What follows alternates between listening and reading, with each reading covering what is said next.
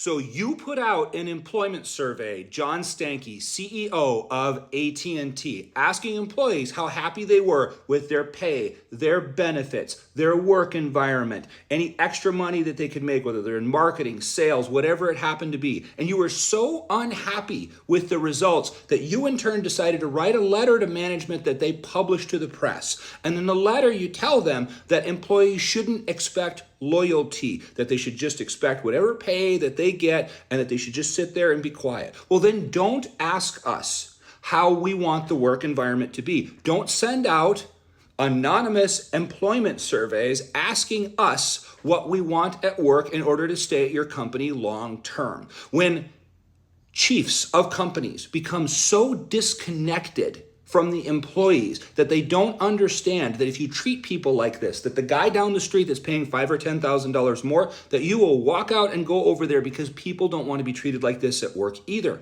Now, you can say, okay, that employee leaves, not a big deal. You spent all the time to recruit that person, to bring that person on board, to train that person, to develop that person, all that person's relationships with your customers, all their institutional knowledge, all of that walks out the door along with that employee or that leader as well when you treat people like this. If you don't want to know how employees feel about whatever you have set up in your company in order to be part of the employment contract that we are in with companies when we go to work for them, then don't ask these questions. And certainly keep your opinions to yourself and your management team instead of setting it out to all the managers and saying that employees have no right to expect loyalty. Well, then do not expect it in return from us either, sir, because you will not have it.